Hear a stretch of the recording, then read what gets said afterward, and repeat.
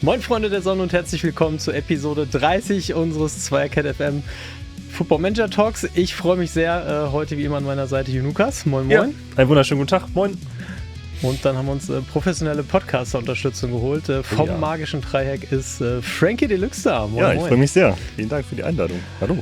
Ja, wir freuen uns auch sehr. War ja ein bisschen überfällig und wenn ihr mit der Episode durch seid und weiteren Podcast-Content sucht, dann schaut unbedingt mal beim magischen Dreieck auf Spotify vorbei. Da gibt es auch einige sehr, sehr, sehr interessante Folgen. Ich erinnere mich unter anderem, wie spricht man es aus? Vibor?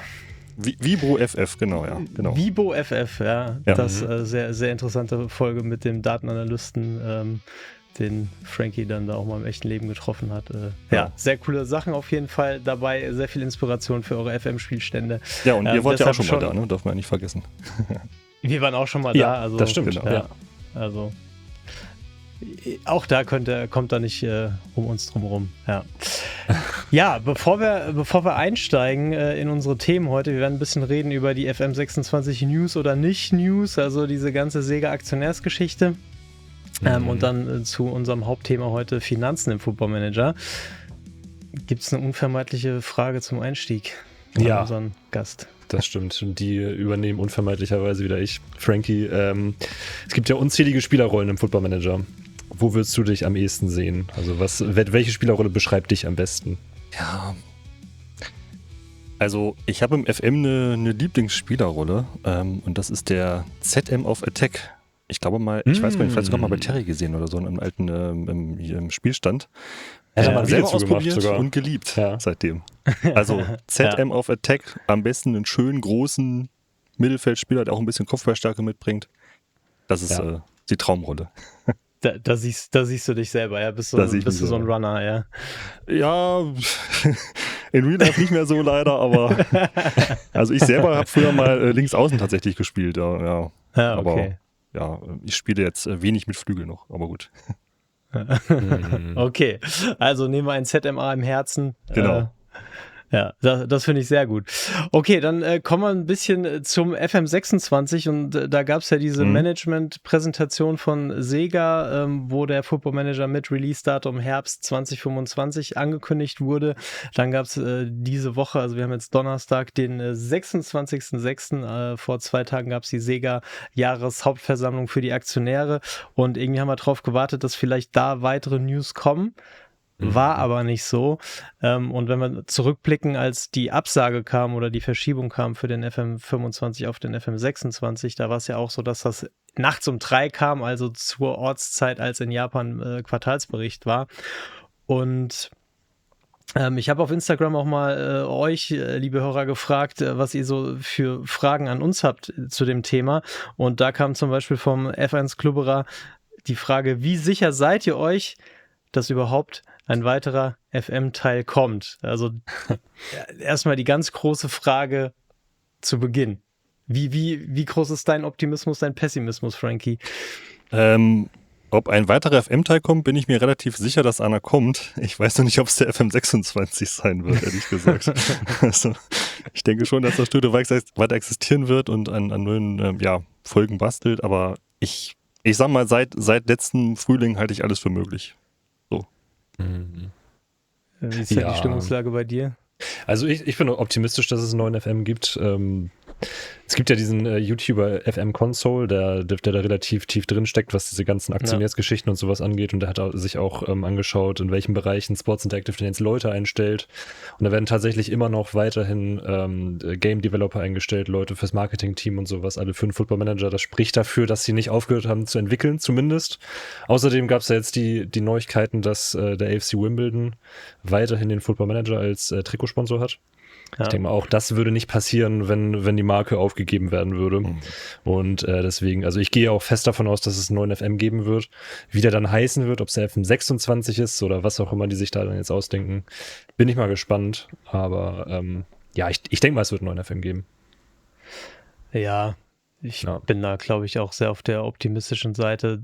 Zumal nach diesen News, also weil irgendwie war ja der Punkt, okay, jetzt kommt diese Jahreshauptversammlung und wenn die da was Großes anzukündigen haben, dann im negativen Sinne, dann würde das da garantiert kommen, weil die haben die Erfahrung aus dem letzten Jahr gehabt, als es zu dieser Verschiebung gekommen war, und ich kann mir nicht vorstellen, dass man das nochmal so kurz vor knapp laufen lässt. Also wir starten mit der Vorbestellung und sagen dann das Spiel ab. Und wie du gesagt hast, 3 Tage später sagt der AFC Wimbledon, hier gibt es ein Football Manager Sponsoring. Ja. Also Glubberer, ich bin da sehr optimistisch, und ich bin auch optimistisch, dass der FM26 sein wird. Wann, werden wir sehen, aber wenn die in der Management-Präsentation von Herbst reden, dann spricht doch alles dafür, dass wir zum gewohnten Release-Zyklus zurückkehren, und Jonas hat ja auch gerade die Stellenausschreibung angesprochen, und da war es ja zum Beispiel auch so, dass diese Q&A-Tester, die sie da in Bulgarien haben, dass die Rollen auch bis März, glaube ich, befristet waren, und das ist ja so der klassische, wir releasen den Winterpatch und beenden den Zyklus für die FM-Version. Also irgendwie spricht alles dafür, dass wir jetzt wieder in die Normalität kommen. Viele von euch haben dann die Anschlussfrage gestellt, wird der neue FM dann auch so gut sein vom Qualitätsanspruch wie die alten, werden wir viele Bugs haben? Ich glaube, das müssen wir einfach abwarten, da können wir jetzt auch nur spekulieren. Aber also ich muss sagen, dass der FM im Vergleich, ich komme ja aus dem EA-Manager, ne, von ganz früher mal, dass von Anfang an eigentlich der FM von SI schon immer ein Sportspiel war, was vergleichsweise kaum bis gar keine Bugs hatte aus meiner Wahrnehmung. Unabhängig vielleicht von einem Eckball-Bug, dem ein bisschen zu viel reinging oder so. Aber wenn wir jetzt von Abstürzen reden oder sowas, da ist ja das Spiel mega stabil, muss ich jetzt aus meiner Sicht warten. Ich denke mal, das werden wir auch wieder bekommen. Hoffe ich. Ich hoffe auch, aber wie du sagst, die Messlatte liegt da extrem hoch. Ja, also weil im FM, soweit ich zurückdenken kann, gab es, glaube ich, einmal eine Sache, die Game-Breaking war, weil sich dann irgendwie Spieler nicht weiterentwickelt haben oder sowas. Aber sonst waren selbst die Beta-Versionen waren stabiler als bei anderen Managern das Endresultat. Und Abstürze nie. Also ich habe gerade gestern einen gehabt. Tatsächlich. Ja. Hast du wieder an der Grenze gemoddet wahrscheinlich. Nee, das nicht, aber ich habe, es war mega nervig. Ich wollte ein FM-Experiment simulieren und bin zur Arbeit gegangen. Hat er tatsächlich nach dem ersten Monat ist der FM abgestürzt. So, richtig geil. Ja. Aber das war, glaube ich, tatsächlich mein einziger Absturz jetzt im FM24, den ich generell hatte. Ich denke auch mal, dass die interne Messlatte da so hoch liegt, dass sie wieder so ein stabiles Spiel rausbringen wollen, dass vielleicht auch das ein Faktor dafür gewesen sein könnte, dass es dann nichts geworden ist mit dem FM25. Vielleicht. Das kann aber auch das ist Spekulation, keine Ahnung. Hat denn von euch zufällig jemand das Video von diesem Old Man Phil gesehen? Der sich ein bisschen skeptischer auch über diese PDF geäußert hat, ne, und ein bisschen skeptischer auch war, weil er hat das alles auf Englisch erzählt. Mein Englisch ist so, Schulenglisch von vor 20 Jahren. Aber was ich da rausgehört habe, war halt, dass er selber wohl aus diesem Bereich auch 10 Jahre aktiv war, so im Jahr Marketing und so weiter, und diese Marketing-Sprech ganz gut analysieren kann, meint er. Und ihm sind da so ein paar negative Sachen halt aufgefallen, ne, dass neben dem FM ja noch ein zweites Spiel genannt wurde, was Probleme bereitet. Und im weiteren Verlauf der PDF wurde da dann schon konkrete Lösungen und auch ein Release-Datum irgendwie so genannt. Und der FM ist auch das einzige Produkt in diesem ganzen Konvolut an Spielen, was dort präsentiert wurde, was nicht mal ein Logo hatte. Also selbst dafür hat es bisher noch nicht gereicht. Aufgefallen. Ne? Also, es gab auch keine Zahl. Also es gab einfach nur das alte FM-Logo. Sonst nicht. Richtig. Ja, und das hat er so ein bisschen mehr auf die Goldwaage gelegt. Er sagt, wenn es daran schon scheitert bis jetzt, haben wir dann überhaupt fertiges Spiel demnächst. Ja. Ja. Und ich glaube, die Präsentation wurde auch zurückgezogen. Aus dem Kicker-Artikel ging das irgendwie hervor. Ja, das lag aber wohl daran, dass Zahlen in dieser Präsentation waren, die nicht für die Öffentlichkeit bestimmt waren. Hat irgendwie der Praktikant das zu bereitwillig veröffentlicht.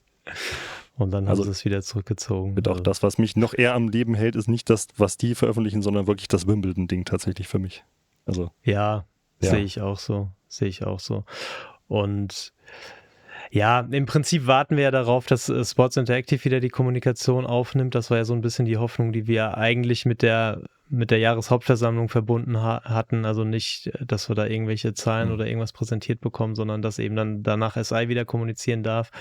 Das scheint jetzt zumindest 2 Tage danach nicht der Fall zu sein, aber ja, wir werden sehen, was passiert, und wenn meine Theorie richtig ist, dass wir zum gewohnten Zyklus zurückkehren, dann ist es ja so, dass Sports Interactive erst im September anfängt zu kommunizieren.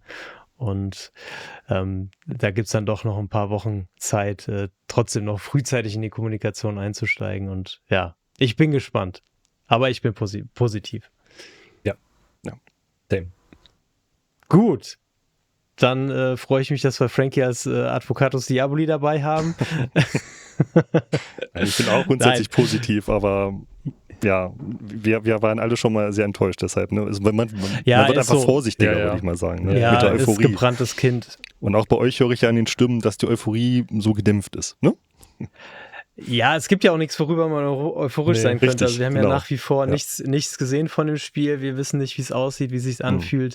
Auch eine Frage, was ist mit den Features, die gestrichen wurden? Kommen die dann im FM26 zurück, weil sie jetzt ein Jahr lang mehr Zeit hatten zu entwickeln, oder waren die Probleme so groß, dass noch andere Sachen rausfliegen?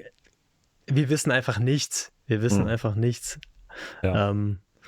Aber sie sponsern Wimbledon, das Studio gibt's noch, das Studio wird es auch noch in einem Jahr geben, sonst würde das Sponsoring keinen Sinn machen. Den Football Manager gibt's weiterhin, und Sega plant mit einem Release im Herbst, und insofern daran halten wir uns erstmal fest und hoffen, dass es dann bald die richtig guten News gibt. Und wenn es News gibt, dann erfahrt ihr es hier. So nämlich. Ja. Werbung. Ja, Junukas, der FM24 ist schon sehr, sehr lange draußen, und irgendwie fehlen so ein bisschen die Herausforderungen. Ich hätte da eine besondere Herausforderung für dich, nämlich mit dem Sponsor der heutigen Episode, Plitch. Plitch ist eine unabhängige PC-Software, mit der man nämlich geile Challenges machen kann. Und was du dir unbedingt mal anschauen musst, ist der Code, wo du die Fitness und die Moral deiner kompletten Mannschaft zerstörst. Geht einfach per Klick. Und ich habe das neulich mal gemacht. Und das Ergebnis war verheerend. Ich habe im Pokal gegen Drittligisten verloren mit 8-0. Geil. Und es haben sich 12 meiner Spieler verletzt. Und du als Experimente-Mann, denkst du kannst da was draus machen?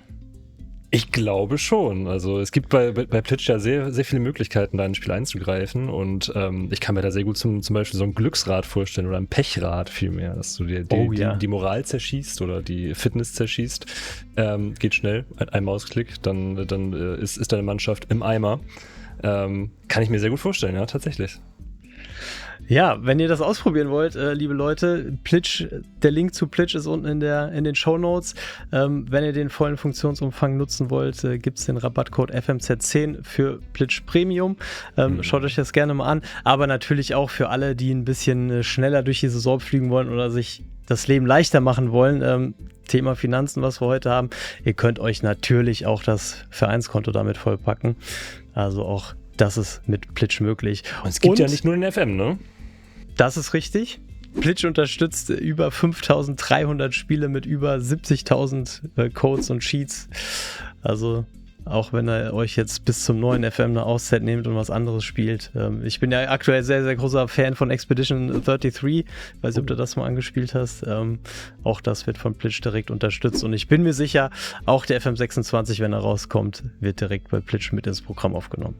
Ja, Leute, also schaut es euch an, und vielen Dank an Plitch fürs Sponsoren dieses Podcasts. Werbung Ende. Okay, dann schlage ich vor, dass wir zum Hauptthema der heutigen Episode kommen, nämlich Finanzen im FM. Und da erstmal allgemein in die Runde gefragt, wenn wir uns das Finanzmodul anschauen im Football Manager, das unterscheidet sich ja von den deutschen Managern, die wir alle gespielt haben, insofern ja sehr deutlich, dass das ja mehr so ein Informationsscreen ist und man jetzt zumindest außersportlich wenig Einfluss darauf hat. Vermisst ihr da mehr Einfluss auf die Finanzen im Football Manager?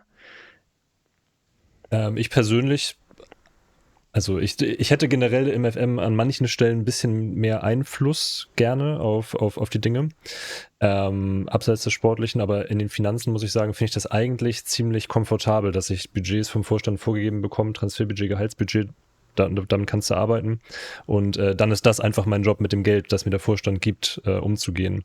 Ich weiß gar nicht, ob ich unbedingt selbst Deals mit Sponsoren verhandeln möchte oder Ticketpreise anpassen möchte oder was auch immer. Ich fühle mich eigentlich ganz wohl mit dem, wie es aktuell im Football Manager läuft. Wie ist es bei dir, Frankie? Ja, würde ich mich fast anschließen wollen. Also, wie du schon sagst, ne, es gab beim EA früher immer so eine lustige Animation, ne, da konnte man ein Sponsorenangebot kriegen und dann macht man so tick, tick, tick, tick, tick und irgendwann trifft sich das dann, ne, wer das noch kennt so. Ja, ist ganz nett, ist jetzt aber nicht so ein Ding, was ich jetzt mega krass vermisse im FM von SI. Ja, von daher sind die Finanzen für mich auch okay, könnten manchmal hier und da vielleicht noch ein bisschen konkreter sein oder nachvollziehbarer, aber ich bin auch immer froh damit, mit dem, was ich da sehe. Und, das wäre für mich tatsächlich auch der Punkt, ja. Die Nachvollziehbarkeit oder diese Transparenz, die könnte noch ein bisschen mehr gegeben sein. Also da gibt es oft zu wenig Informationen. Keine Ahnung, das sind manchmal so Kleinigkeiten wie, weiß ich nicht, ein Spieler ist verletzt, zahle ich jetzt das volle Gehalt oder zahlt die Versicherung das, kriege ich irgendwas rückerstattet, so, das sind ja dann doch schon mal teilweise größere Summen, um die es da geht. Und sowas würde ich dann vielleicht auch entscheiden wollen, ob man einen Spieler versichert oder ob man ihn nicht versichert. So, wenn das nicht so ein Standardding ist, dass sie grundsätzlich versichert sind, weiß ich nicht. Aber das sind so Sachen, die fände ich persönlich interessant. Sponsorenverhandlungen brauche ich auch nicht, weil ich kann mir auch nicht vorstellen, wie man Sponsorenverhandlungen spielerisch interessant machen könnte. Also für mich sind das dann so potenzielle Pressekonferenzen, wo man dann entweder die irgendwann gar nicht mehr macht oder so ein Klickmuster sich angeeignet hat. Darüber hinaus fände ich es, glaube ich, cool, so wie man ja jetzt auch kein Stadion bauen kann, aber den Stadionbau anregen kann, würde ich auch gerne anregen, Schulden abbauen zu können. Ja, absolut. So, weil das ist zum Beispiel auch komplett intransparent. Manchmal hat man so viel Geld auf dem Konto, dass der Vorstand sagt, okay, ich nehme das und zahle die Schulden zurück. Manchmal passiert das nicht. Man weiß nicht, wann es passiert. Dann werden wieder die Transfereinnahmen, die reinvestierbaren, gesenkt, weil man ja Schulden abbauen muss, aber dabei hat man ja Geld auf dem Konto. Und da würde ich mir so ein bisschen mehr Einflussmöglichkeit oder zumindest Transparenz wünschen, dass man sieht, keine Ahnung, bei den Schulden, kleinen Infobutton, Vorstand zahlt nicht zurück, weil wir eh keine Zinsen zahlen. Oder irgendwie sowas. Ja, das ist tatsächlich bei mir auch ein ziemlich aktuelles Thema gerade. Das wollte ich auch noch ansprechen. Ich habe nämlich gerade einen Schalke-Safe am Laufen, wo ich nur Sportdirektor spiele. Also ich gebe alle Aufgaben ab an den Trainer und mache nur Transfers und Verträge. Und ich hatte für mich so intern das Ziel, dass ich den Spielstand spielen wollte, bis die Schulden abgebaut sind bei Schalke. Das waren zu Beginn 150 Millionen, also ein ordentlicher Batzen. Und ich bin dann auch davon ausgegangen, dass wenn ich ordentlich Geld erwirtschafte über Spielerverkäufe und so, dass der Vorstand dann irgendwann anfängt, diese monatlichen Rückzahlen vielleicht ein bisschen zu erhöhen oder vielleicht mal so eine größere Tilgung macht, irgendwie 20 Millionen oder sowas abbaut. Aber es passiert einfach nicht. Das heißt, ich bin jetzt nach 6 Jahren immer noch bei, ich guck mal, 114 Millionen Euro sind es immer noch und ich habe im Transferbudget gerade 160 Millionen. Da hätte ich gerne einen Knopf, dass ich dem Vorstand sage, okay, lieber Vorstand, ich habe hier, sag ich mal, 60 Millionen, die brauche ich nicht. Nimm die mal und zahl die Schulden zurück. So. Ja. Sowas fände ich tatsächlich auch mega gut. Ja. Ihr wart ja beide schon bei Schalke oder im Fall von Lukas ist das ja noch. Ihr hattet aber jeweils nicht einen Insolvenzverwalter, oder? Nee. Okay. Nee. Weil ich weiß jetzt auch nicht, ob das mit dem Realism-Pack von Da Vinci zu tun hat. Weil ich meine, irgendwie sowas wäre gewesen, dass das, ist ja auch schon lange her, dass der FM24 losging, aber ich meine, am Anfang war das irgendwie unvermeidlich, dass da der Insolvenzverwalter kam. Also ich hatte, als wir damals unseren Spielstand gestartet hatten, erinnere ich mich an Leute im Chat, die gesagt haben, der Insolvenzverwalter kam und hat erstmal Ouedraogo verkauft. Ja, super. So, Ouedraogo war ja bei mir bis zum Ende der 3. Saison da und wurde dann irgendwann für eine Wahnsinnssumme verkauft. Also der hatte uns ja, glaube ich, dann alleine entschuldet, in Anführungszeichen. Insolvenzverwalter hatte ich nicht. Hatte ich auch ansonsten noch nie im FM. Leider auch noch nicht. Ich hatte es nur mal gehört, dass das dann wohl so laufen soll, ich hatte es noch nicht, aber so vom Hören sagen, dass die dann so 6 bis 8 Wochen irgendwie da sind, gefühlt vielleicht auch ein paar Spieler verkaufen und dann kommt irgendwann die Meldung, dass der Verein ja nahezu schuldenfrei ist, ne? Also von 200 Millionen dann nur noch vielleicht 10 oder 20 übrig sind. So. Okay. So aus dem Nichts hinaus sind dann die Schulden einfach so weg, so habe ich das gehört. Das fand ich dann auch ein bisschen spannend. Aber das ist dann ein anderes Feature als das, wenn man die Budgets überzieht und der Vorstand dann Spieler verkauft. Genau. Oder? Ja. Ja, okay. Ja. Nee, hatte ich beides noch nicht tatsächlich. Mhm. Ja. Aber also wenn ich mit verschuldeten Vereinen spiele, was ich ja gerne mache, dann achte ich halt immer auf die Nettoverschuldung. Die wird ja im Finanzscreen auch unter Schulden angezeigt. Und das ist ja im Prinzip auch nur das gegengerechnet wird, wie viel Schulden man hat. Und dagegen gerechnet dann eben der Kontostand. Und das ist jetzt mittlerweile immer mein Ziel. Also nicht, dass der Verein schuldenfrei ist, sondern dass die Nettoverschuldung auf Null liegt. Das heißt, dass wir mehr Geld auf dem Konto haben als eben Verbindlichkeiten. Und ab da wird es dann, also spätestens ab da wird es dann auch immer angenehm. Also das, was hier Lukas sagt, also da bekommt man auch wieder fette Transferbudgets und kann auch die Vereinseinrichtung weiter ausbauen und kann auch mal eine größere Investition tätigen. Und ab da merke ich dann zumindest auch keinen Unterschied mehr zwischen der Verein ist verschuldet oder der Verein ist schuldenfrei, weil einfach die verfügbaren Finanzmittel dann einfach da sind. Ja, also wünschenswert an der Stelle vielleicht so eine Art Bilanz auch, ne? Weil mir ist auch mal aufgefallen, es gibt ja diesen Finanzstatus im FM, da steht dann halt da okay oder sicher oder halt auch wackelig, wenn es kritisch wird.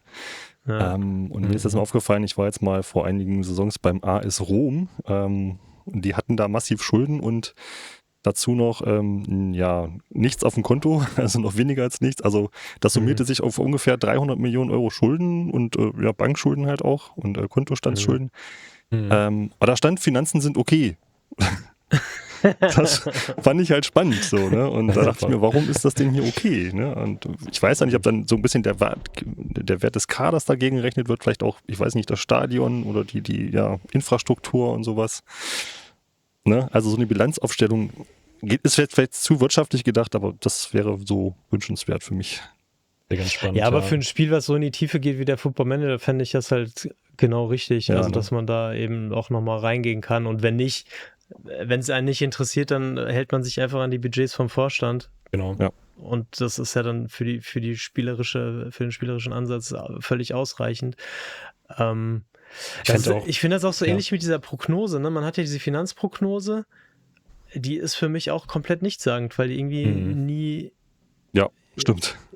Also da müsste man einfach mal eine Info haben, hier erwarteter Zuwachs an, weiß ich nicht, TV-Einnahmen oder die Prognose ist negativ, weil die Spielergehälter explodieren werden oder weil irgendwas, aber meistens geht der Balken entweder steil nach oben, man weiß nicht warum, oder steil nach unten und man weiß nicht warum und dann gibt es irgendwie TV-Money und dann ändert er sich, aber das ist irgendwie null nachvollziehbar, zumindest für mich nicht. Vielleicht gibt es auch eine Systematik, die jetzt seit Jahrzehnten an mir vorbeigegangen ist, aber ja, ich verstehe es auch nicht und das ist jetzt wahrscheinlich wieder sehr weit in die Zukunft gedacht, aber ich denke auch, also ich glaube, dass auch in dem Bereich so ein kleiner KI-Assistent halt super wäre, in diesem ganzen Finanzbereich. Wenn du da irgendwie eine Frage hast, warum ist meine Bilanz jetzt so und so oder warum steht da finanzielle Lage reich, fragst du deine Finanzassistenten im FM, wieso ist denn das so?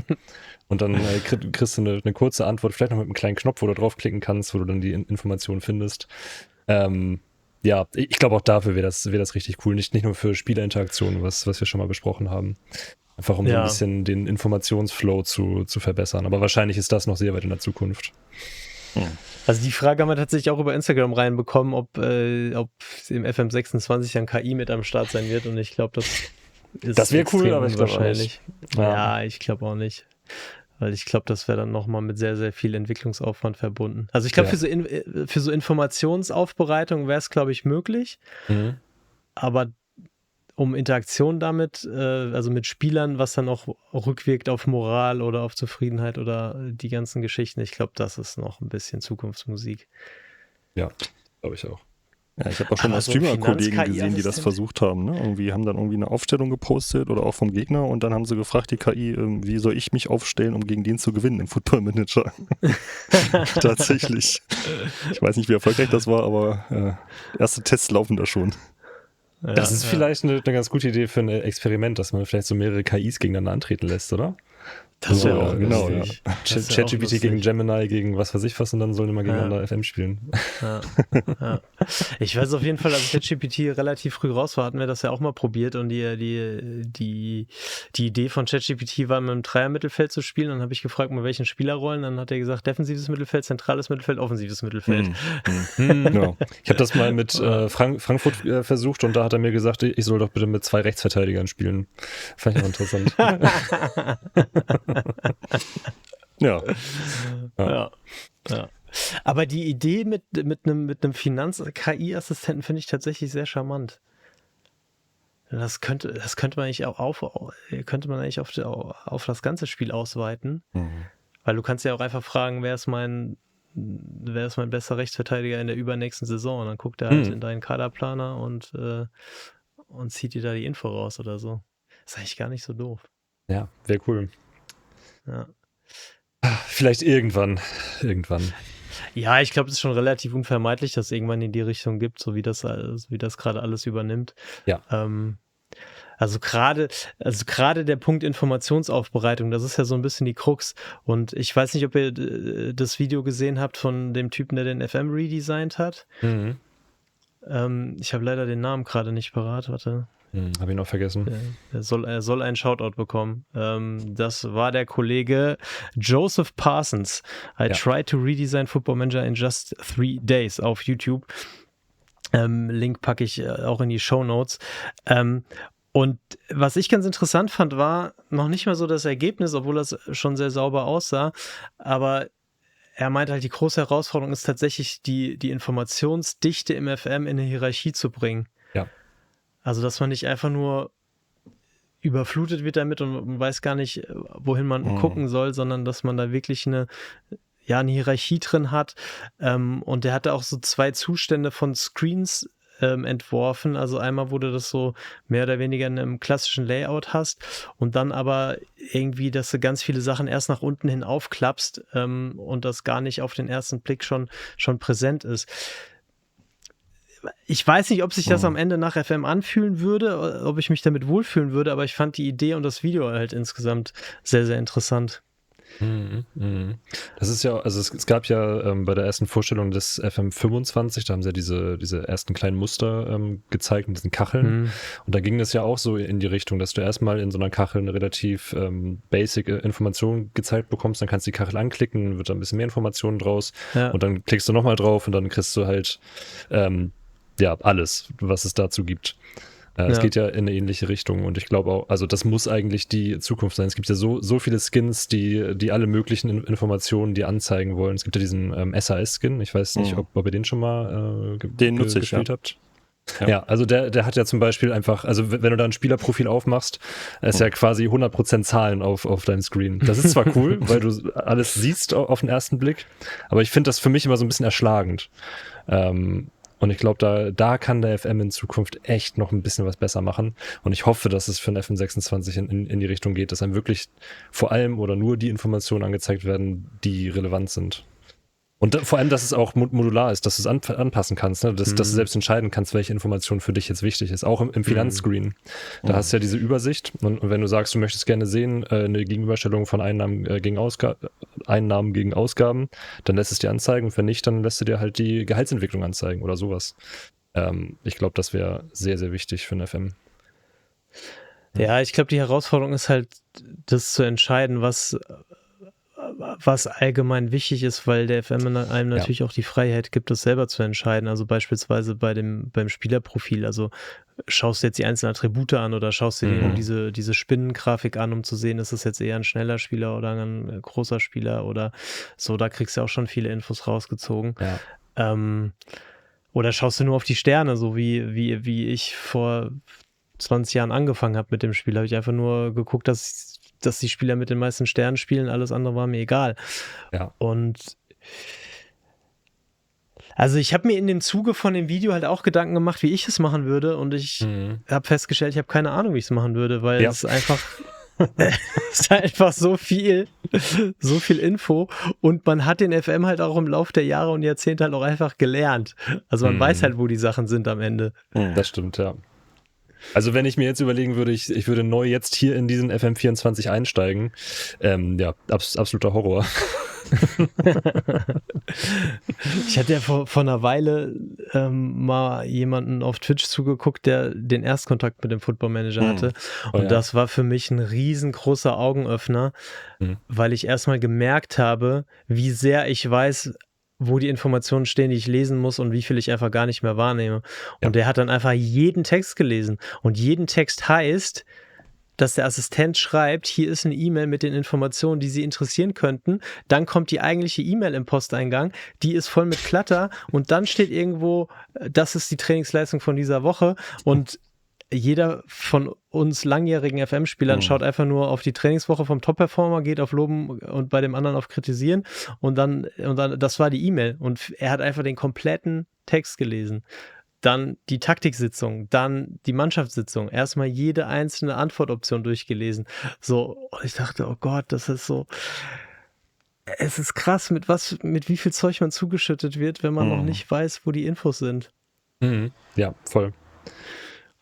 Aber andersrum weiß ich auch nicht, wie ich es anders machen würde, weil wenn du jetzt eine Info bekommst, hier sind die Top-Performer und die Nicht-Top-Performer, du brauchst ja schon ein bisschen Kontext.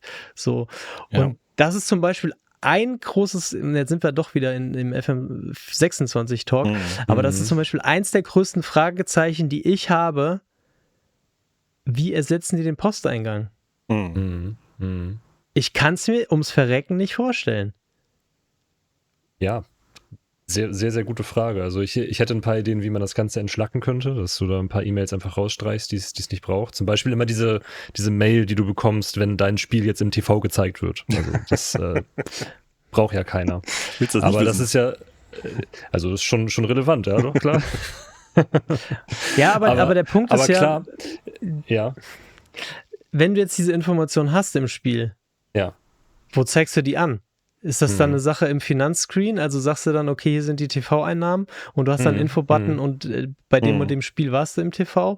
Oder wird das dann am Spieltag angezeigt oder findet die Information gar nicht mehr statt? Und wenn die Information nicht mehr stattfindet, wäre das für mich jetzt zum Beispiel eine Verflachung von dem Spiel. Ja, das also es ist jetzt nicht so, dass ich mich auf die E-Mail freue, aber ja, gut, in dem Posteingang, man nimmt es halt schnell zur Kenntnis und ist direkt bei der nächsten E-Mail. Ja. Aber ich finde es schon eine berechtigte Information zumindest. Das stimmt, aber du kannst, also wenn es dich interessiert, dann kannst du ja tatsächlich in den Terminplan zum Beispiel gehen und da siehst du dann ja, welche Spiele im TV jetzt angezeigt werden oder du gehst in den Finanzscreen und siehst, wie viel Geld du aus TV-Einnahmen bekommst. Also ich glaube, man kann da schon einfach dem User vielleicht ein bisschen mehr Freiheiten geben, wobei das ja auch schwierig ist. Ja, ich weiß es nicht. Ja, also bei dem TV-Icon bin ich bei dir. Spielplan, kleines TV-Icon, ist klar, ist eine TV-Übertragung, Maus drüber steht, gibt 5 Millionen. Verstehe ich. Aber zum Beispiel die monatliche Note vom Vorstand, die will ich einfach in meinen Posteingang bekommen. Ja, oder du kriegst wie so eine kleine Notification, so eine 1 neben dem Menüpunkt Vorstand und dann kannst du da hingehen.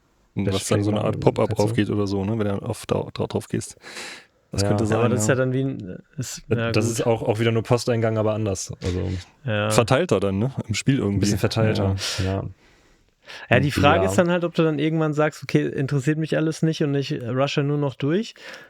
Aber vielleicht ist das auch das gewünschte Ergebnis, weil du dann einfach mal wieder an einem Abend eine halbe Saison spielen kannst. Das ist genau das, was ich jetzt gemerkt habe in diesem Sportdirektor-Ding. So, ja. Also ich mache das ja so, dass ich quasi mal einen ganzen Monat simuliere, weil ich mit den Spielen an sich ja nichts zu tun habe. Und da merke ich erst, also man muss gar nicht so viel machen im FM, um ein okayes Ergebnis zu bekommen. Du musst nicht jede E-Mail lesen.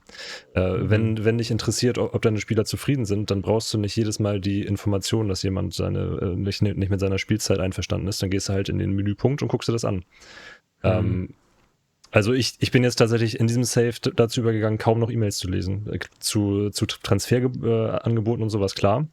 Aber abseits davon drücke ich einmal oben auf alles gelesen markieren und dann geht's weiter. Das mit den Transferangeboten ist ein guter Punkt, weil das ist da ja eigentlich heute schon so, dass man im Transfercenter da diese kleine Notification hat, Stimmt. Ja. wenn irgendwelche Deals gerade am Laufen sind oder eine Antwort von einem erwarten. Vielleicht ist das tatsächlich die Zukunft. Dass man dann am Vorstands-Icon eine kleine Notification hat und am Trainings-Icon eine Notification hat und am Kader-Icon eine Notification hat, weil die Spieler irgendwas von dir wollen. Vielleicht ist es das. Rot für wichtig, gelb für mittelwichtig und weiß für kannst du angucken, musst aber nicht. Irgendwie so. Vielleicht ist das so. Und dann hat man so einen kleinen WhatsApp-Feed, wo hier der Spielmacher schreibt, ich will spielen morgen. Oder es gibt Kabinenrevolution. Ja. Keine Ahnung. Ich denke, irgendwas muss auch kommen. Der Idee von Junukas, ja gut, dann gehe ich da halt einmal im Monat auf diesen Reiter und gucke mir an, was da los ist. Das machst du vielleicht als erfahrener FM-Spieler, aber wenn Terry gerade gesagt hat, der Neuling, der wundert sich dann, warum es nicht läuft. Ne? Und bis der mal auf die Idee kommt, vielleicht dann mal sich durch die Menüs zu klicken und dann sehen, oh Gott, mein Mannschaftsgefüge ist ja, oder meine Stimmung ist ja völlig im Arsch. Schwierig. Und in dem Zuge fällt mir ein, dass ich ist mittlerweile auch bestimmt schon ein paar Jahre her, habe ich nochmal Anschluss 3 zum Laufen gebracht, was ja meine Einstiegsdroge in die Managerwelt war. Und ich war komplett überfordert, weil es keinen Posteingang gab. Also weil ich einfach nicht wusste, was soll ich jetzt machen, was steht als nächstes an, in welchen Menüs bewege ich mich. Also der Posteingang hatte ja auch gleichzeitig die Funktion, dich irgendwie dahin zu verteilen, wo du hin musst. Also wenn du einen Trainingsbericht hattest du auch darunter die Buttons, mit den Spielern zu sprechen, das individuelle Training einzustellen, oder wenn du den Trainingsbericht bekommen hast, dann konntest du auch direkt das Training anpassen, wenn da nicht alles super gelaufen ist. Und das hat mir zum Beispiel da in Anschluss 3 komplett gefehlt. Also ich habe das 10 Minuten gespielt und dann habe ich Bock auf FM bekommen und habe FM gespielt. Also ich merke gerade, es kribbelt schon. Ich habe gerade Bock auf FM 26 News und Feature Reveals. Wirklich. Ja. Es wird Zeit, dass man wieder sich in was Neues vertiefen kann. Dass sich was dreht. Nur noch 6 Wochen ungefähr. Alles gut. Ja, alles wird gut. Ja. Aber kommen wir nochmal zurück zum Thema Finanzen. Wie wichtig ist der Part für euch in euren Spielständen? Ich fange mal an, ja. Wichtig, denn, also ich sag mal so, ich bin nicht der große Taktikfuchs, glaube ich, mag ich mal von mir selbst zu behaupten. Und ich bin auch nicht der größte Jugendförderer. Von daher bin ich immer ein bisschen darauf angewiesen, um einen Verein besser zu machen, bessere Spieler zu kaufen, die dann einfach aufgrund ihrer Stärke den Gegner schlagen und nicht, weil ich eine taktische, brillante Taktik eingestellt habe oder irgendwelche Eckball-Varianten oder so. Das sagt der also Champions League-Sieger mit Dortmund, ne? Sagt er? Vor der Sonne. Also, gut. Ja. Nee, ich habe euch Frankie als Podcaster vorgestellt, aber eigentlich hätte ich ihn euch vorstellen müssen als Champions League-Sieger mit Dortmund im FMZ Cup. Ja. Und da waren Grüße gehen raus. Grüße gehen raus, genau. Und da waren die Champions League-Favoriten mit im Turnier. Ja, also es war nicht so, dass. Ich glaube, war ab Achtelfinale, ne? Glaube ich, war das Turnier, ne? Achtelfinale? Ja, irgendwie so, ne? Ja, ich glaube, ja. Aber vorletzter Saison.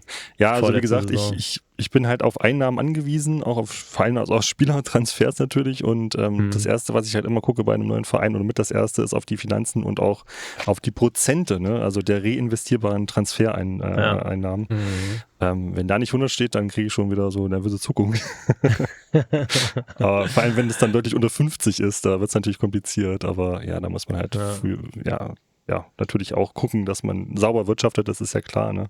Es gibt ja auch immer diese Vorgabe, dass man das Gehaltsbudget einhalten muss, ne? Das ist ja immer drin und so weiter. Und von daher versuche ich schon immer günstig einzukaufen und teuer zu verkaufen, bis dann irgendwo die Mannschaft so aussieht, wie ich sie mir vorstelle. Ja, das mit den reinvestierbaren Transfereinnahmen ist ein guter Punkt, weil das fällt mir immer in jedem neuen Save oder wenn ich zum neuen Verein komme, fällt mir das immer nach meinem ersten Verkauf ein. Ja. Wenn ich mich dann auf die 10 Millionen freue und bekomme dann nur 3 und denke dann so, Habt ihr schon mal mit negativen Transferbudget gespielt? Nee, glaube ich nicht, nee. Also das ist in den Niederlanden wohl, kommt das öfters vor bei Vereinen. Bodis zum Beispiel hat das auch mal erzählt. Ich glaube, bei Ajax war das sogar, dass er 20 Millionen jedes Jahr Minus hatte zum 1.7. und das aus mal rein wirtschaften durfte. Und ich bin ja auch gerade aktuell bei Twente unterwegs in der 2. holländischen Liga und gab es jetzt auch den ersten Saisonübergang für mich sozusagen. Die neuen Budgets waren da und ich habe ein Transferbudget von minus knapp 4 Millionen Euro. Das ist interessant. Total. Und mein Topstar hat einen Marktwert von ungefähr 2 Millionen. Geil. Geil. Ja. Und was passiert, wenn du das Transferbudget nicht ausgleichst? Also wirst du dann da Ich weiß es noch nicht, soweit bin ich noch nicht. Okay. Ja. Oh, das finde ich ein richtig gutes Feature. Das ist mir noch nie über den Weg gelaufen. Mhm. Das war auch nicht bei jedem Ich überlege gerade, ob ich das mal in Südafrika hatte, dass das vielleicht mal zum Start bei minus 100.000 war oder so, was aber kein Problem war auszugleichen. Aber das ist so ein cooles Feature, dass man erzwingt, dass man ein Verkäuferverein ist. Ich glaube, es ist so ein bisschen, also in Deutschland könnte das vielleicht Werder Bremen zum Beispiel sein, ne? Da ist das ja auch so ein bisschen die Philosophie, ne? Aber die haben es, glaube ich, nicht implementiert im FM. Das habe ich in Deutschland noch nirgendwo gesehen. Das finde ich eine richtig coole Idee. Ja. Weil dadurch, also ich meine, das Schlimmste, was ja im Normalfall passiert, ist, dass du ein relativ enges Gehaltsbudget hast und dann halt ein ganz kleines Transferbudget. So, und wenn du mehr ausgeben willst, musst du halt verkaufen. Aber wie cool ist das denn zu sagen, okay, du musst erst verkaufen, dann kannst du einkaufen und wenn du dann noch mehr verkaufst, kannst du noch mehr einkaufen, aber Cheftrainer, du bist ein Verkäuferverein. Das finde ich cool. Genau, ja. Und das ist, also ich müsste meine 2 bis 3 Topstars verkaufen, um da ungefähr auf 0 zu kommen. Ja. Das ist schon hart. Ja. Das ist eine Challenge, ja. Das ist schon hart. Ja, das ist, vor allem in Kombination mit dem Feature, was ja, glaube ich, im FM24 auch neu war, dass der Vorstand dann mal übernimmt, was wir vorhin ja schon kurz angerissen hatten, wenn du diese Budgets überziehst. Weil wenn du die nicht verkaufst, dann kommt der Vorstand und verkauft die und der verkauft die ja meistens nicht so gut, wie man selber die verkauft.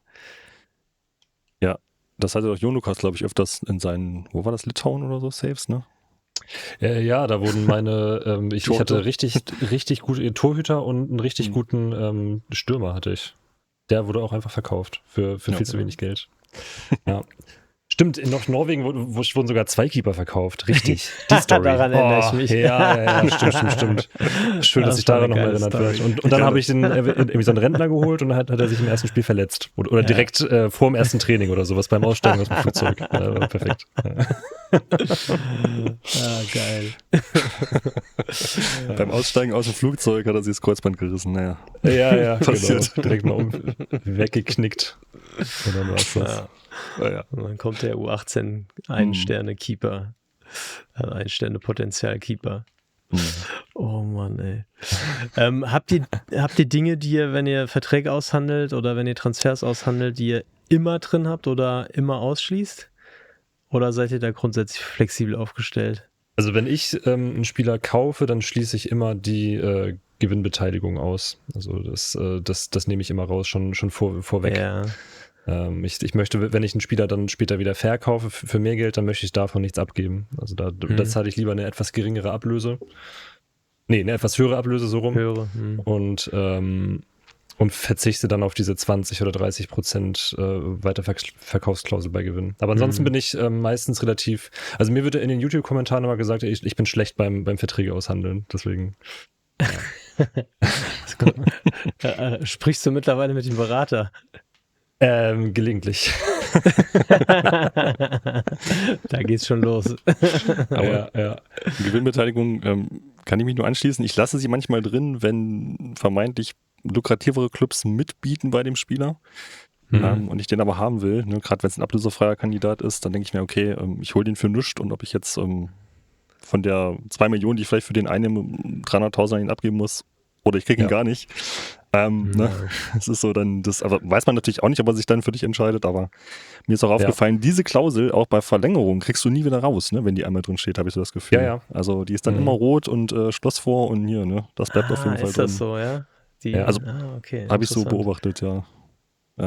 Also von daher ist es eine gute Idee, das gar nicht mit reinzunehmen, wenn man so allein auf weiter Flur ist, um das in dem Spieler zu werben, Ansonsten. Ja, also. Das mache ich quasi immer schon, bevor ich das erste Angebot abgebe, schreibe ich diese Klausel einmal rein in den Vertrag und nehme sie dann mit entfernen und was auch immer dann da steht, nicht wieder hinzufügbar oder sowas wieder raus. Andersrum nehme ich es hier aber mal rein. Also wenn ich jetzt zum Beispiel einen Jugendspieler habe, der sich bei mir nicht besonders gut entwickelt und ich bekomme ein Angebot für den, dann schreibe ich immer eine 50-prozentige Weiterverkaufsklausel rein, auch wenn ich den Spieler dann für 0 € verkaufe. Also Das habe ich tatsächlich immer drin. Ja. Aber das war jetzt ein sehr, sehr guter Pro-Tipp, also für alle Hörer, die ihn noch nicht kennen.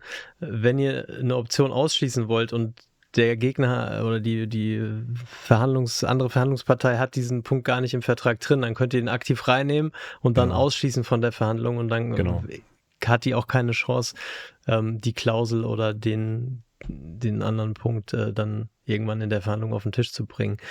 Kenne ich auch noch gar nicht so lange den Tipp.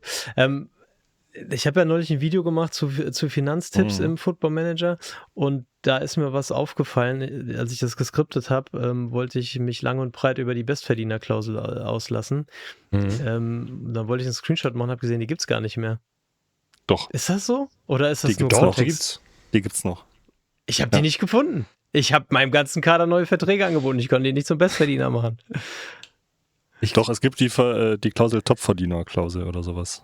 Ja, ich habe die nicht mehr gefunden. Also, dass der dann, warte mal, ich gucke auch mal. Ich hatte sogar mit Debodes geschrieben.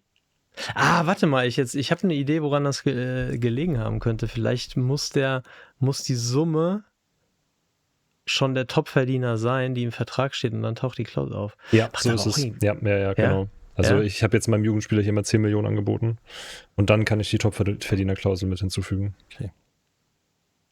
Das wusste ich auch noch nicht, aber ich hatte auch zuletzt immer Spieler, die das drin haben wollten. Ja. Dann haben wir live was gelernt und alle, die nicht nur das Video gesehen haben, sondern auch den Podcast, haben jetzt doch meine Empfehlung, nehmt nie die Topverdienerklausel rein. Podcast hören lohnt sich. Also. Die killt euch. Ja. Also vor allem, ich erinnere mich, als wir im FM 22 mit den Old Boys gespielt haben und sind dann so die Ligen hochgeklettert und dann hatten wir den Finnegan gefunden, so einen jungen Spieler, professionell, Riesenattribute für unser Level. Und das war so ein Spieler, wo ich gesagt habe, ey, den will ich haben und den will ich ums Verrecken haben, weil er macht uns auf einen Schlag so viel besser. Und den haben wir dann, glaube ich, auch damals mit der Topverdienerklausel geködert. Aber wenn du ein Verein bist, der sich entwickelt, die Entwicklung geht immer schneller. Und irgendwann ist das, was heute dein Topverdiener ist dann einfach ein Durchschnittsgehalt. Und dann bist du trotzdem budgetär nicht so aufgestellt, dass du aus den Vollen schöpfen kannst. Und dann willst du einen Spieler holen, der jetzt statt 1 Million 2 Millionen verdient und dann wird dein alter Topverdiener von 1 Million auf 2 Millionen hochgewertet. Du verlierst einfach massig Geld. Und für mich, korrigiert mich, wenn ihr das anders seht, aber für mich wäre tatsächlich die einzige Option, die Topverdienerklausel reinzunehmen, wenn ich halt den neuen Messi habe, also einen Spieler, der jetzt schon auf Weltklasse-Niveau ist und der auch mit Abstand der Beste in der Mannschaft ist und der auch garantiert den Peak dessen bildet, was in dieser Mannschaft verdient werden kann, aber niemals bei einem Verein, der sich noch entwickelt. Korrigiert mich. Das ist richtig. Würde ich auch so sagen. Ja.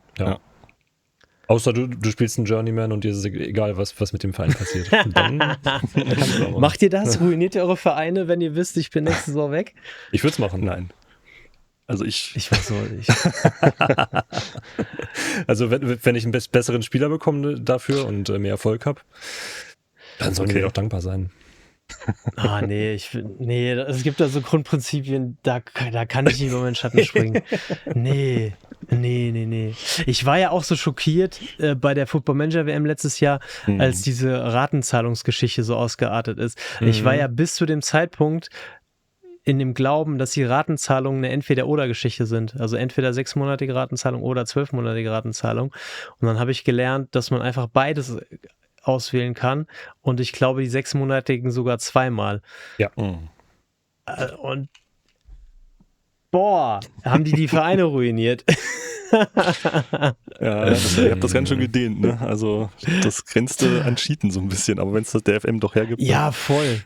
Also das war schon sehr, sehr krass. Aber ich meine, wie du sagst, erstmal gibt es der FM her, zweitens war das ein E-Sport-Setting, wo es auch darum ging, so das auszureizen. Und dann haben es natürlich auch alle gemacht und alle sind ja mit dem selben Verein gestartet. Das heißt, war einfach gleiche Voraussetzungen für alle. Genau. Aber es war halt einfach schon krass zu sehen, wie weit du das dann dehnen kannst. Also wir haben dann irgendwie Rizzo Doan für 60 Millionen nach Japan geholt. Ich weiß nicht, was unser Transferbudget war. 15 Millionen oder so. Oder 20 von mir aus. Oder vielleicht in der Saison auch schon mehr. Aber das war ja nicht der einzige Spieler, den man geholt hat. Man hat ja einfach den halben Kader ausgetauscht und Unsummen investiert. Und krasser war es ja noch bei den Leuten, die mit Brighton in der Premier League gespielt haben zum Beispiel. Hast du Transferrekorde gebrochen, noch und nöcher. Und auch das ist übrigens eine coole Anzeige im FM, die ich noch nicht so lange nutze, sind die Transferschulden. Also auch im Finanzscreen unter Schulden. Da hat man einmal die Nettoverschuldung und daneben die Transferschulden. Die sind ein bisschen unintuitiv gestaltet, weil wenn die Zahl rot ist, dann hat man negative Schulden, das heißt, man hat eigentlich Guthaben. Muss man erstmal so ein bisschen verknuspern, aber da ist tatsächlich, und ich habe das mal kontrolliert, ich habe das mal mit dem Taschenrechner nachgerechnet, das ist tatsächlich der Betrag der ausstehenden Ratenzahlungen, die man noch bekommt, gegenüber denen, die man noch bezahlt, und dadurch weiß man halt, wo man gerade ist auf der Ratenzahlungsseite, ob man auf der Empfänger- oder auf der Schuldnerseite ist. Und das ist seitdem auch immer so eine Kennzahl, die ich mir gerne angucke, gerade wenn ich einen verschuldeten Verein habe und mir irgendwie so ein bisschen mehr Puffer schaffen will im Transferbudget durch Ratenzahlung, es aber nicht so übertreiben will, dass ich da komplett den Verein langfristig wieder noch tiefer in die Schulden treibe. Und gerade wenn man so größere Verkäufe.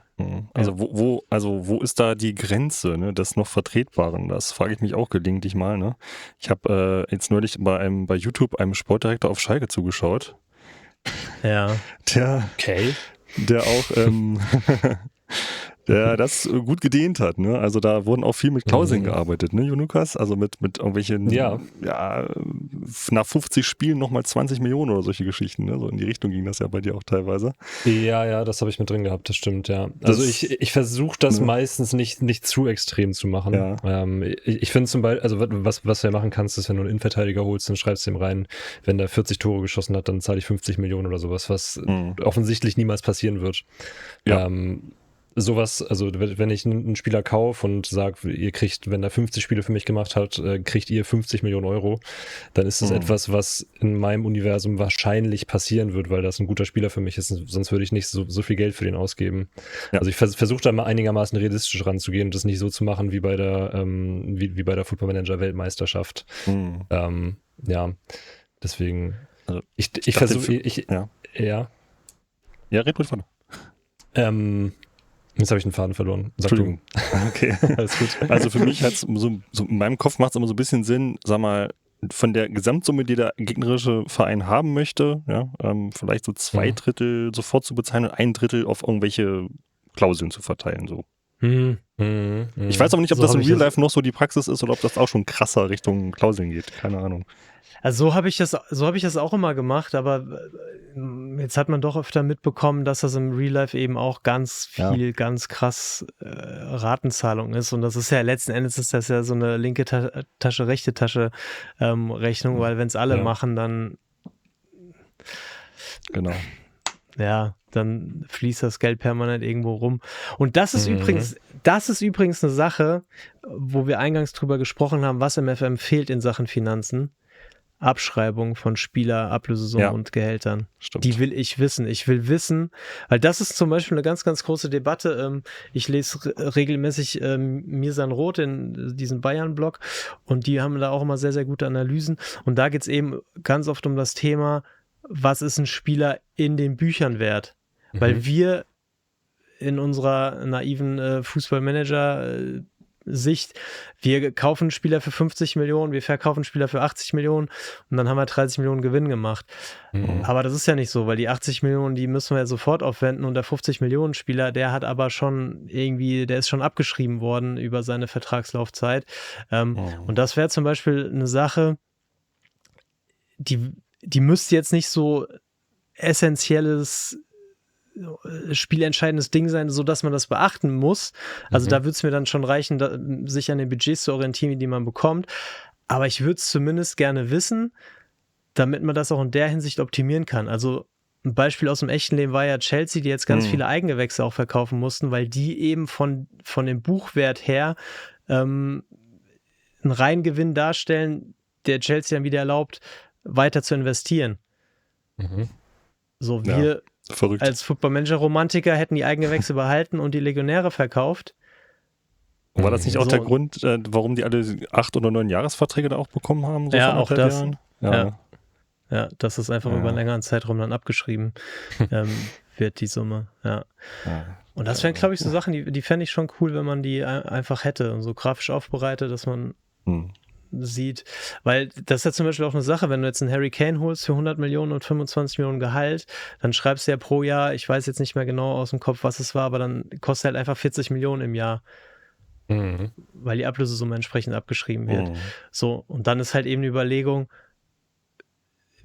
wenn ich jetzt einen anderen Stürmer hole, der kostet vielleicht weniger Gehalt, aber mehr Ablösesumme, aber der kostet dann abschreibungstechnisch dann halt nur 30 Millionen im Jahr, dann ist es halt ein anderer Deal als was man sonst halt klassischerweise macht. Und dasselbe Thema dann natürlich auch, was wir jetzt bei Alphonso Davies hatten, um bei den Bayern zu bleiben. Was kostet das denn jetzt, wenn wir den Vertrag verlängern gegenüber, wir brauchen einen Ersatz?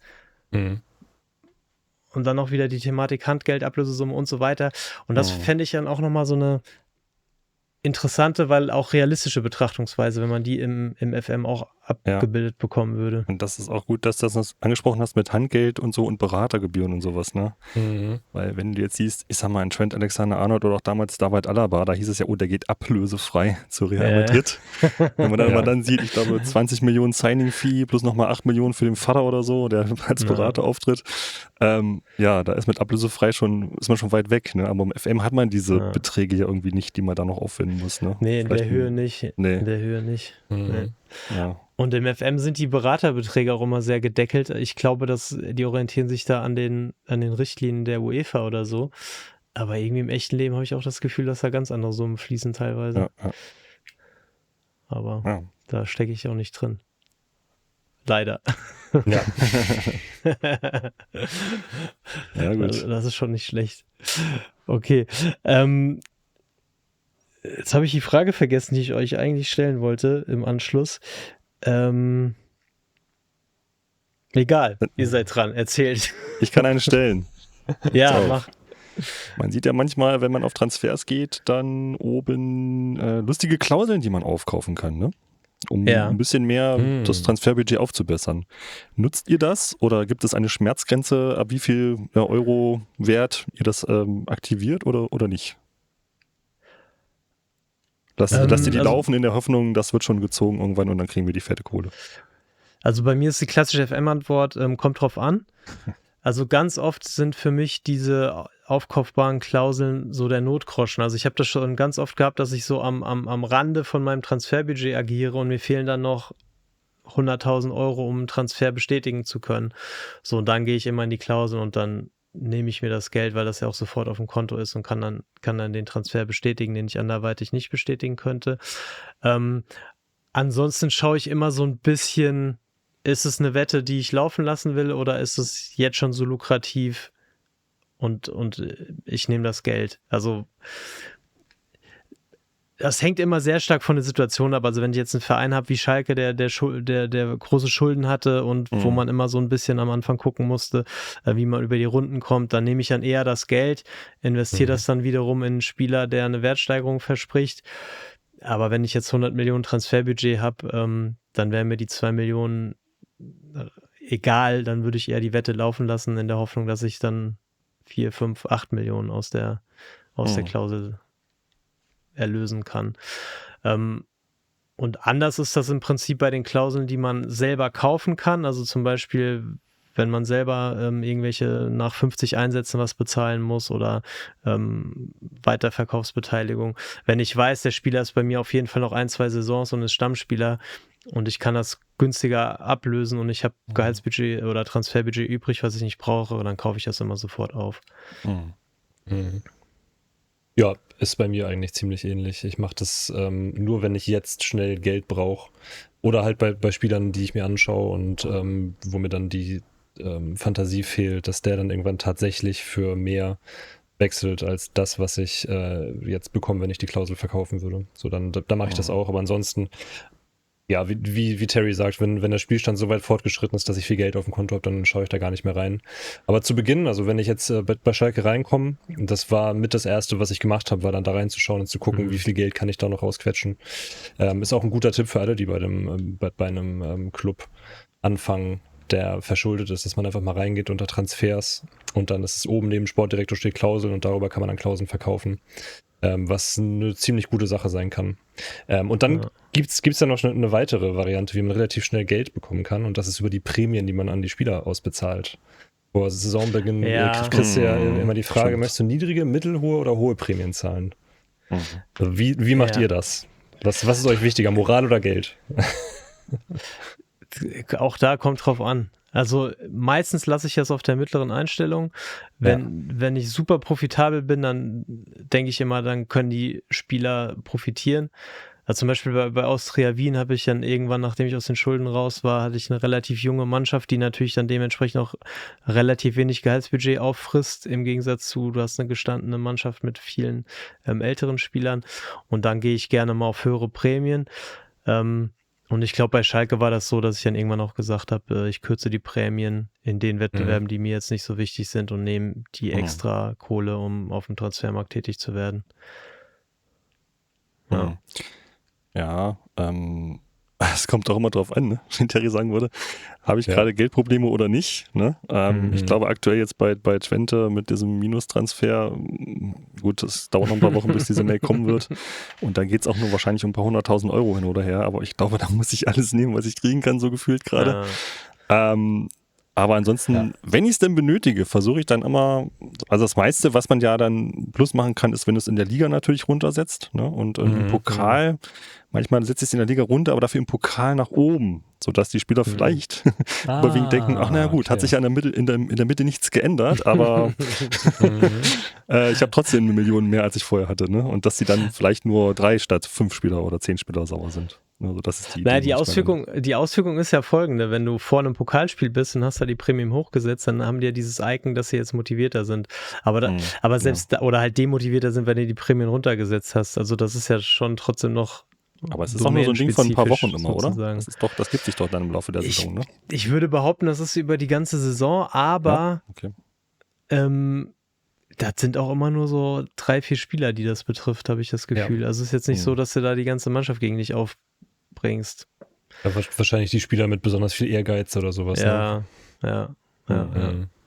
Wäre auch meine Vermutung. Mir ist auch die Frage wieder eingefallen, die ich euch stellen wollte und dass ich sie vergessen hatte, lag nicht daran, dass ich sie vergessen habe, sondern dass ich sie euch gar nicht stellen wollte, sondern ein Instagram-User namens Gerrit Laschbob. Ach Mensch, und wer ist das? Der wollte wissen, ob es Cheaten ist für uns, wenn wir jede Woche ein Testspiel stattfinden lassen, um mehr Einnahmen zu generieren. Ja. Echt? Wäre es für mich. Ja, für mich wäre das Cheaten, glaube ich. Okay. Ja. Okay. Weil es ist ja unrealistisch. Welcher Verein macht in der Saison jede Woche noch ein Testspiel gegen, weiß ich nicht, Hintertupfingen oder so? Die Bayern in den 70ern. Ja. Warte mal kurz, ich gucke mal auf den Kalender. Ist schon ein bisschen her. Nee, also für mich wäre es insofern nicht Cheaten, weil es ja einen negativen Effekt hat. Also du bezahlst ja sozusagen mit der Fitness deiner Spieler dafür. Also Cheaten wäre jetzt für mich, wenn du dann, weiß ich nicht, deine zweite Mannschaft da aufstellst oder deine erste Mannschaft gar nicht. Sowas. Jetzt könnte man wieder die Diskussion aufmachen, ist es denn wichtig, dass sie stattdessen trainieren? Auch da gab es ja schon Videos zu, wie effektiv das ist. Nein, also es kommt auch darauf an, finde ich, um welche Summe es da geht. Ne? Also wenn du jede Woche ein Testspiel machst, was dir, sagen wir, 100.000 Euro plus bringt, dann, ja, finde ich das zu viel irgendwie. Ja. Also ich würde mal sagen, wenn man den Anspruch hat, den FM einigermaßen realistisch zu spielen, dann ist das eher nichts, was ich machen würde. Aber wenn einem das egal ist, wenn man sagt, ja, ich brauche jetzt das Geld, weil ich hier Spieler XY ablösefrei verpflichten möchte, ich spiele Regionalliga und habe sonst keinen Weg, das Geld einzunehmen. Lower League spielen ist ja im FM super schwierig. Dann finde ich das schon legitim. Also dann kannst du das schon machen. Ja, und ich habe jetzt bis jetzt auch noch nicht die Erfahrung gemacht, also korrigiert mich, aber dass man damit dann noch so richtig reich wird in den Lower Leagues. Also weil meistens hast du ja jetzt, spielst ja dann nicht gegen Manchester United oder gegen Dortmund oder so, sondern dann ja trotzdem nur gegen den, weiß ich nicht, ambitionierten Oberligisten oder dann hin und wieder mal einen Drittligist, wenn er frei ist und so. Das heißt, die Unsummen erlöst du dann auch nicht und gleichzeitig sind dann deine Spieler, haben dann eine Dreifachbelastung, die sie vom Level, auf dem sie spielen, her gar nicht gewöhnt sind. Also